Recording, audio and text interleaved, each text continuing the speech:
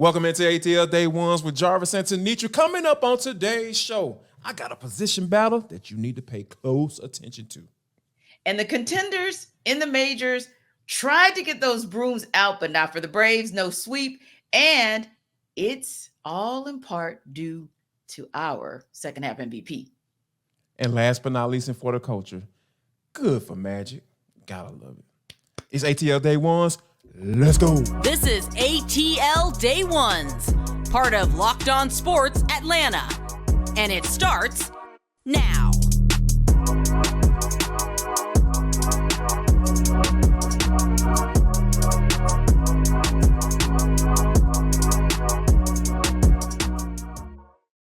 I want to start by saying thank you for making ATL Day Ones your first listen of the day. Remember, we are free and available wherever you download your podcast. And wherever you download your podcast, make sure that you leave us a 5-star review. Really appreciate that from you in advance. ATL Day Ones is part of the Locked On Podcast Network, your team every day. Coming up in 10 minutes, I'll tell you that the Braves might have their own version of the Bash Brothers. We'll talk about that. But first, got to get into the Falcons training camp. T is going down next week, July the 25th, which is another special day because that's my birthday. You know what I'm saying? Another year around, another trip around the sun. Birthday boy. No clubbing for your boy though. I think the Falcons are getting ready to get started. T, and one thing that you always talk about when you think about training camp is like the position battles, right? Where they are, and you try to point them out and kind of see which ones are going to make the most sense as far as paying attention to the most. You know what I mean? So I think for me, I am in a space where like I'm really going to have my eyes on this left guard spot. You got the left guard position battle, obviously. Yeah. And then, you know, kind of the wide receiver too, who's going to be the second wide receiver in line. I know people are assuming Mack Hollins is going to be that guy. But, you know, hey, it might be some competition there. Also, on the other side of the football, you talk about D. Offer, you know, in that nickel spot. That's a spot that's targeted very often. But, T, when you start thinking about, you know, these position battles, which one kind of stands out to you the most? And then which one you feel like is you're going to be drawn to a little bit more once things get rolling next week? Now, I would say the one that kind of stands out is the same for me at left guard. I don't necessarily think it's a battle. I think for me, I actually want to see if Matt Hennessy can at all show us some growth. That might be the thing I'm looking for the most. So, yeah, not to say that I feel like he's going to be LG1 on the depth chart at all. I think that spot is going to be Bergeron just from the little that I saw of him in OTAs and also what we know about him from the scouting report. And then on the defensive end, I would say kind of the same. I might go with kind of the entire secondary going back. Well, you know what? I'll break it down. I'll go to the safeties, right? And I think that Richie Grant, I want to see what he's working with. But, you know, I've been waiting to see Jalen Hawkins. I just want to see what he's able to do and whether or not he can be viable, I don't know whether he would be the starter per se, but would he possibly be the guy that you go to in certain packages more often than not? I just want to see if he can make the case for being used a little bit more. And this isn't, again, not a position battle, but I'm going to kind of stretch the definition of it and just say more of we'll call it snaps battle. Because Calais Campbell, we know, is not going to be on 100% of the snaps. Taquan Graham was out injured last year. So I'm interested to see kind of also what the balance might be for those guys up on the edge and kind of up front. That I think that's probably my other one. And I know I kind of stretched the definition of position battles there, but that's kind of how I'm feeling in terms of what I'm going to be looking for next week.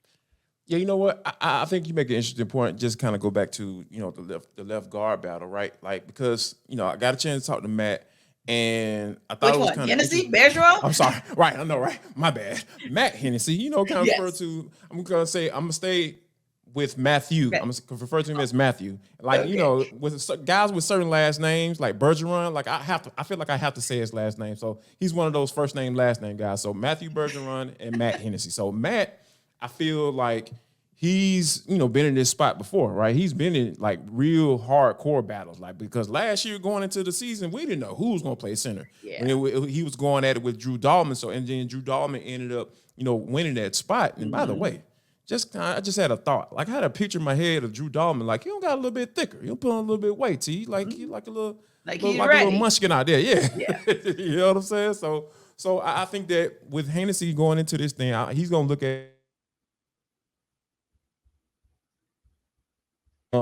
and I was talking about this particular battle in particular.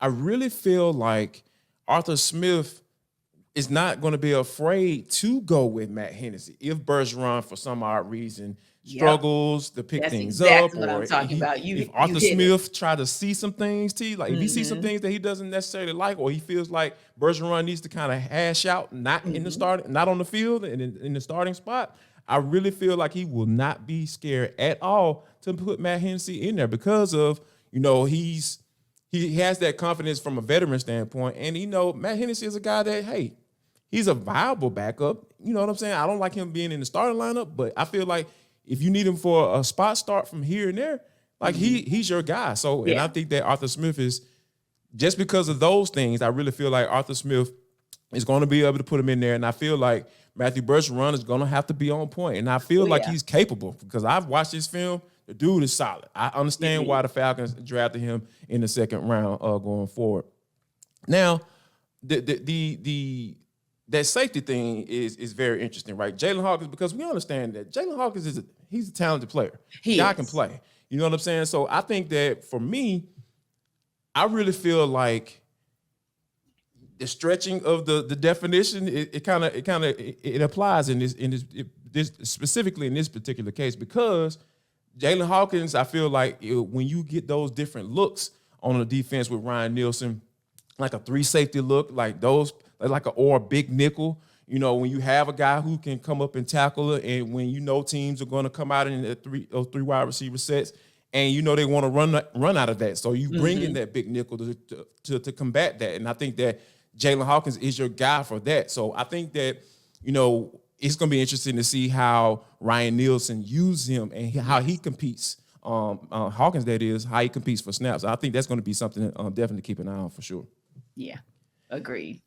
Yeah, and when you think about, just from a football standpoint, when SEC Media Days is like the beginning of, we know, hey, football is right around the corner. And I think one of the things, my biggest takeaways, T, is the fact that I think a lot of times, I'm going to just be honest here, like, I really feel like there's a lot of hype that goes into the SEC Media Days, and a lot of times we don't get as much as people might try to put into it. I just think that given that it's right around the time when football season is about to get ready to start and people start reporting to training camp, people put a lot more emphasis on it than they actually should. So, but I think my biggest takeaway for me, it has to be Kirby Smart, coming to the podium and addressing the issues and really taking on those things and bringing players along with him to speak on it in such an eloquent way or a stereotypical way or whatever mantra that PR staff, hey, this is how you answer these questions because they're actually coming. So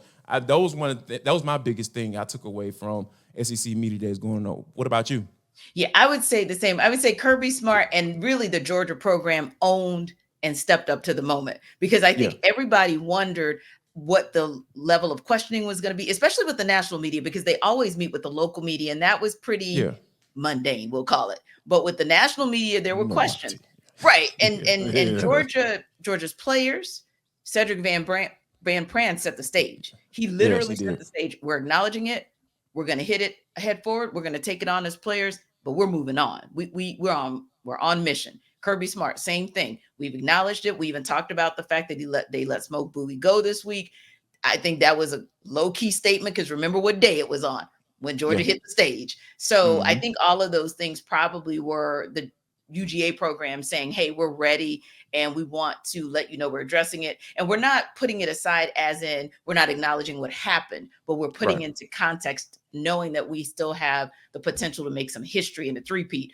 But on a lighter note, I know a lot of people really had a field day with Lane Kiffin and his whole look. But for me, it was Josh Heupel. Like on that other side, I love what Nick Saban said about the transfer portal. He kind of took the high road and said, hey, we look at it as free agency the way you would in the NFL. And I can appreciate that as opposed to Lane Kiffin trashing it. But then you look down his roster and he sure has a lot of folks. From he loading up. Come on, there man. You go. Right. So I was like, okay, with the hypocritical, but I thought Nick Saban put a great context around it. And then Josh Heupel, Yes, I know Tennessee has championship pedigree, but you kind of put out there that the expectation is to win championships.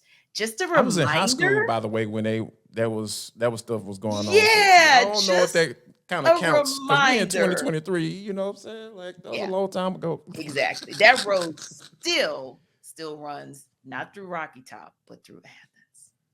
Absolutely. So I mean, so yeah, definitely shout out to Kirby and UGA for kind of like you're saying, putting these things aside because we know once the game start playing, like you want to hear a peep about any of this. Now, I'm not saying that you shouldn't talk about it because hey, these guys are putting their lives in danger when they are out here speeding and doing all of this stuff.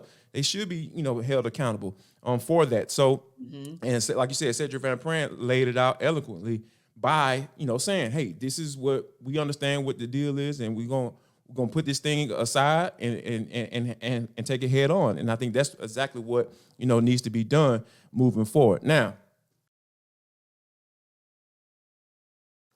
people, I want to tell you about how this episode of ATL Day Ones is brought to you by FanDuel Sportsbook. It is the number one sportsbook in America. If you want to bet on some baseball, how about this? You get 10 times your first bet amount and bonus bets up to $200. That's right, just $20. And you will land $200 in bonus bets, win or lose. That $200 you can spend on everything from the money line to the over-unders. I've been telling y'all to jump on these home runs. Austin Riley been killing it. We're going to talk about that in just a second. I'm telling y'all, the dude is absolutely mashing the baseball right now. So, yeah, go ahead and do that. The app is safe, secure. It's super easy to use. Plus, when you win, you get paid instantly, folks. So stop tripping.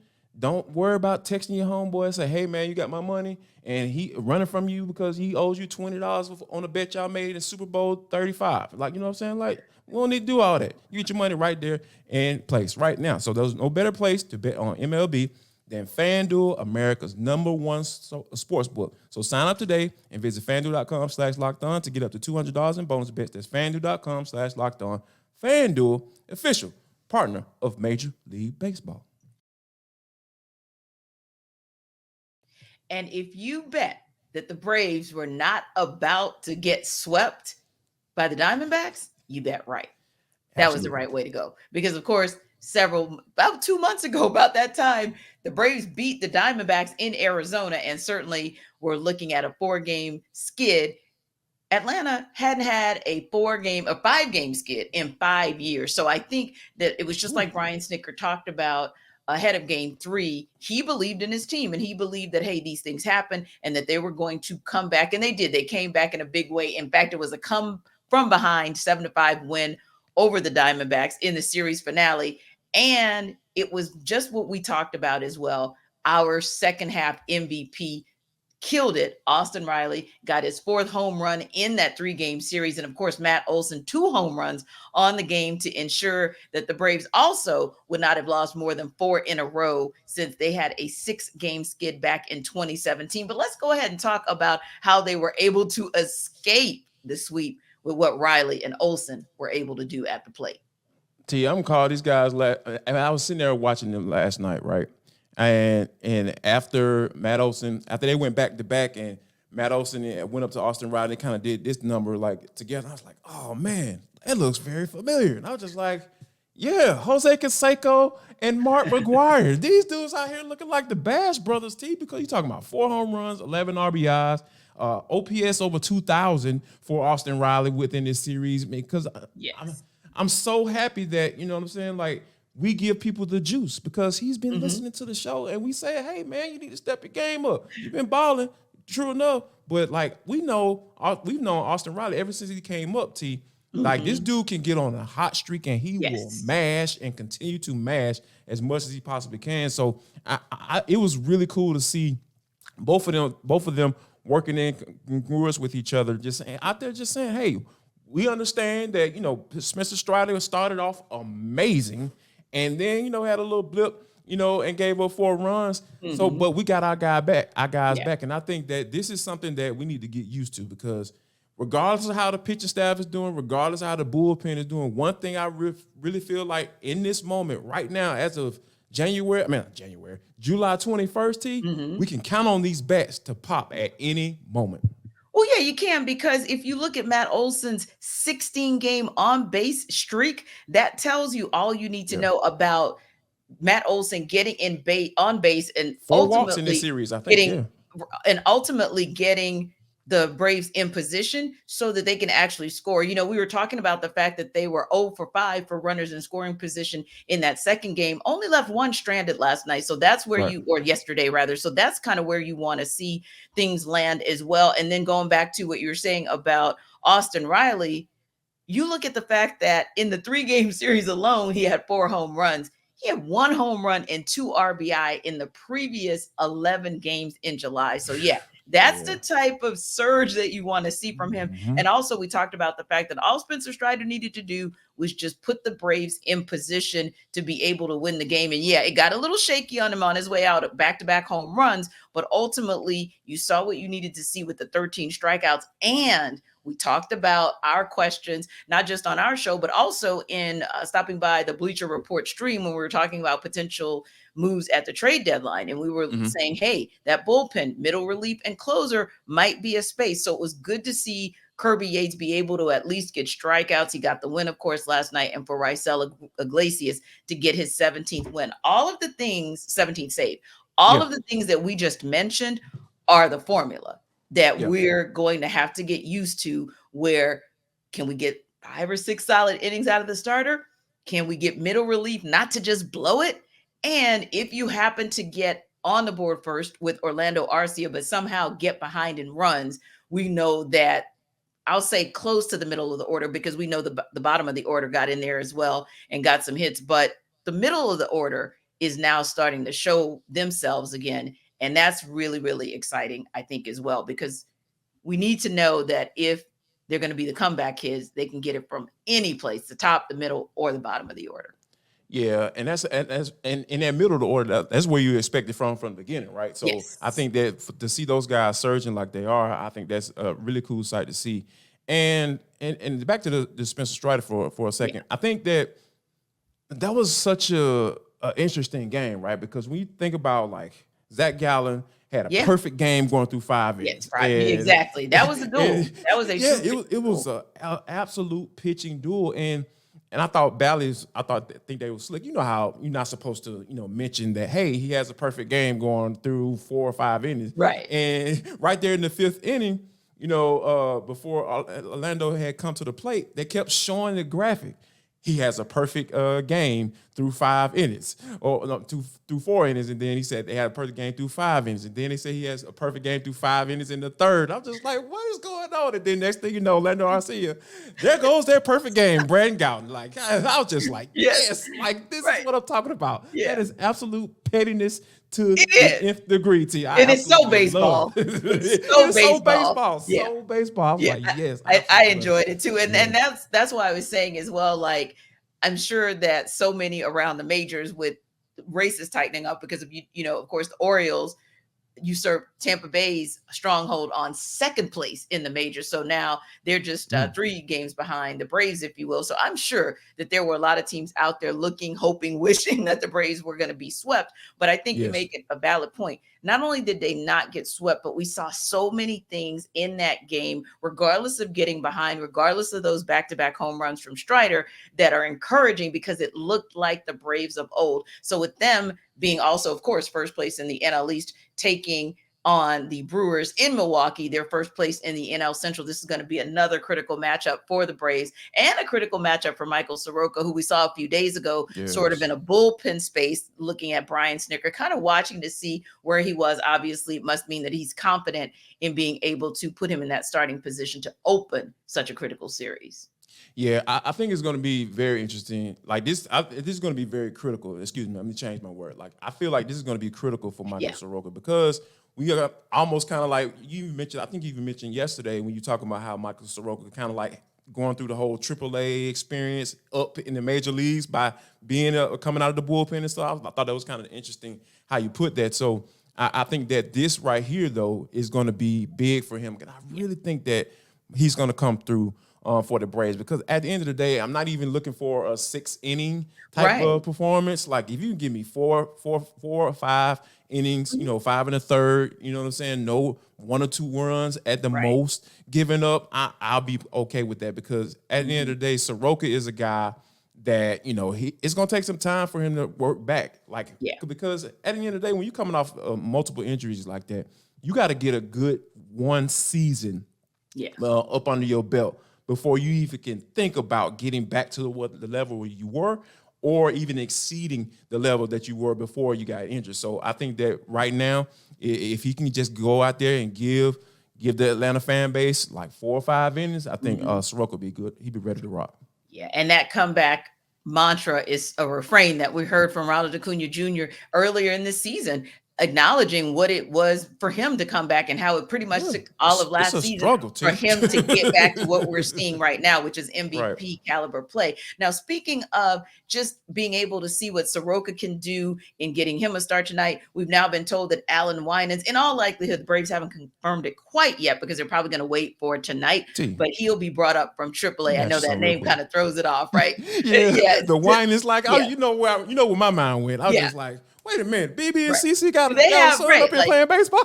Right. It's like, are you kidding me? Yeah, like another one. So they play baseball and they sing gospel too. Like, they're so darn talented. But no. This is just Alan Winans, we're right here, baseball player, who's been brought up from AAA to likely make his MLB debut in a start with Milwaukee Saturday. And not a bad stat line, by the way. 2.81 ERA, 1.003 WHIP in 13 games, 8 starts for Gwinnett, and 89 strikeouts to just 25 walks and 102 2/3 innings. So you really kind of like that stat line. And obviously there's something that Brian Snicker, Rick Kranitz and company saw in him to say, hey, we know this is a pivotal series and we trust you to be able to get it done.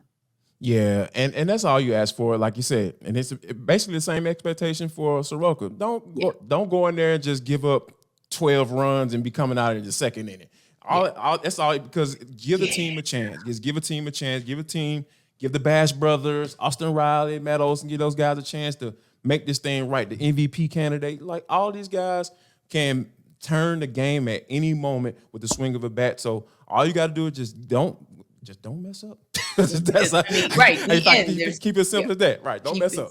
Don't mess up. Yeah. And just play within yourself. That's so important, because right now we're also getting some updated news about Max Fried. Of course, we talked about it pre-show that the weather was crazy all across Atlanta Metro last night. So of course that meant AAA Gwinnett was rained out. That meant Max Fried didn't get the start last night, but he will get the start in the first game of their doubleheader tonight. And they're looking for him to try to get through, to your earlier point about 4 and 5 innings. If maybe he can get through 5 innings, that might indicate, hey, he doesn't need another rehab start. And if that's so, and you kind of look at the rotation of the starting pitching for the next few series, you've got, of course, the Milwaukee series this weekend, and they get a day off, and then they hit up to Boston. Then potentially Max Fried might be on the mound come Wednesday in that series finale against the Red Sox. I like it. I can't wait. Encouraging. And Bart Scott voice. Can't wait. Can't wait. Yeah, it should be awesome. But listen, getting Fried back is so important as well, because that just stretches that starting rotation. And it maybe takes a little bit of pressure off of Alex Anthopoulos on the starting pitching side. So either he can focus on the bullpen, or as we talked about in our Bleacher Stream yesterday, he can focus on maybe a hybrid member to join this pitching staff. What do you guys think? I mean, these are some exciting times for the Braves to be able to bounce back, but also potentially get some new guns in their rotation with Winans, and potentially get some returning guns in a Soroka tonight and maybe a Fried next Wednesday. Drop that comment or any comments about the Braves, the Falcons, and even the Hawks trying to get some more help for their backcourt in our chat. That's what you always do anyway. So let us know. Jarvis told us about some great comments in the chat yesterday. We might even talk about what you said over the weekend when we come back on Monday. That's checking us out on YouTube, of course. And don't forget to check out ATL Day Ones wherever you download your podcasts.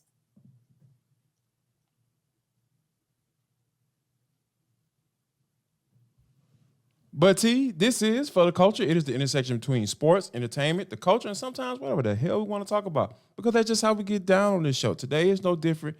It's finally done. It's completed. Daniel Snyder is no longer the owner of the Washington Commanders, and that's soon to change from my understanding. They're going to make sure they do a nice rebrand, which is be very good for them. But, we're not going to talk about Daniel Snyder today. This is all about my guy, Magic Johnson. T, when you think about, like, what Magic has done, this dude is worth over $500 million. Yeah. And when I came across his tweet yesterday, it just made me think, like, people who are close to that billionaire status or in a realm of just have a lot of money, I sometimes feel like those people don't normally show humility. You know what I'm saying? In the public eye, right? Because they feel sometimes, I guess they feel like they have to put on certain airs and carry yourself a certain way when you have made that, have had that amount of money at your disposal. But for him to just be out and say just how thankful he was and how this has been a dream of his to be one of a co-owner of an NFL football team, a black man, Magic Johnson, a former athlete, like a former really good athlete at that.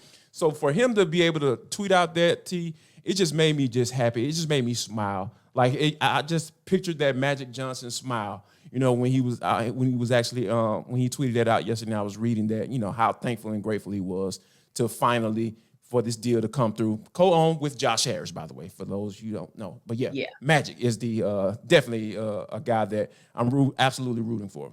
Yeah, and I like it because it's a Chocolate City related team. So I like that there's some chocolate at the table for the team that reps for Chocolate City. I that is not lost on me. But yeah, more importantly, the humility there that he's showing and also the diversity. That's something that is so important that you hope that the modern day athlete is taking a look at and we know LeBron James understands the blueprint and he is recreating it himself. But you also hope that a lot of others who are maybe even on the tail end of their careers, like real talk, I could see a Calais Campbell doing something like that later in his life because he seems like a thoughtful guy to understand that, hey, I'm on the downside of my career. Where am I going to go next? So I think this is about Magic Johnson and a great day for him. But like you said, it's also a great day to encourage people from any direction that you can actually be an important person sitting at the table and going about it your way. Like his route was a crazy, crazy route because you're talking about a basketball player who was, one of the top two in college basketball, gets to the league, is extremely successful, and was still kind of sort of in his prime when, of course, he was diagnosed with HIV and then made a pivot from that and just started doing everything. Remember the TGI Fridays, the Magic Johnson movie theaters. For him, even when something doesn't quite rise to the level that, he expected it to business-wise, he'll just pivot, he'll just reset, and he'll keep going. So I think to get to this point of being even a partial owner of the Commanders also reminds you that if by chance you take an opportunity to pursue a venture and it doesn't work out quite like you wanted to in the beginning, just keep pushing. That's how he got to where he is. Yeah, and like you said, he is definitely a model for all of the athletes coming up, because let's be honest, like guys are making a lot more money than he did when he was playing in the NBA. Yes. So they have the capital, to start off with, to start investing and getting into these rooms that we normally aren't in. So for Magic to kind of step into that ownership, room in the NFL, and we know that, hey, Roger Goodell probably, push like, oh yeah, this would be a good guy to, put this out there. So for him to be the first one, I'm not surprised at all. Now, like before we get out of here, we got to talk about Mr. Kelnick, Seattle Mariners outfielder. He struck out in the ninth inning. Understandable, you're upset and all that stuff, but the dude ended up going and kicking a water cooler, and now he on a 10-day IL. Like, what is this man doing? Like, why are you out here kicking stuff? Because you get a hairline fracture, you doggone break your fingernail. Baseball, you are sitting down for a little while. Exactly. And I was thinking to myself, and was it Touki Toussaint who had that moment for the Braves, who, when he punched Was it a water cooler? No, it was not too good. It was, but it was I know a you're talking pitcher. about, but yeah. Right, Yeah, it was a because pitcher, that pitcher I know you're talking essentially went out for what felt like half a season, and he was really never the same when he came Right. back. So I'm like, did you not learn a lesson from that situation? Listen, I'm sure in the heat of the moment, you get frustrated because, hey, that at bat didn't go like you wanted it to. Yeah. That's who it was. It was Huskar. You know, yes. So yeah, that essentially he's never been the same. So I just wonder to myself, like, you might just want to implore some anger management because, I mean, like you said, baseball is the kind of sport where anything can. I mean, you can't run bases if your foot's broken. You can't really bat if your hand's broken. So I mean, be smarter, be wiser. Come on, man. Be smarter than that. And we thank you guys for being so smart, for checking out. Yes, ATL for Day checking Ones. us out. Yeah, we appreciate you Yes, at all times. Absolutely. Falcons talk. That's what you come Falcons here for, talk. right? You appreciate that. And come back Monday because Jarvis and I, we're going to be heading up to Flowery Branch for a training camp, but we also want to talk to you guys ahead of time just to kind of see what you guys think is the position to watch. Are you looking at Bijan Robinson, or is there another rookie that you want to check out? And if the Hawks actually have some movement miraculously in the front court, we'll talk about that too. And of course, we'll debrief on the Braves and what we hope they'll be able to do up in Milwaukee. And last but not least, before we get out of here on a good old Friday, people, make sure that you share love, show love, and most importantly, after you don't kick a doggone water cooler, spread some love.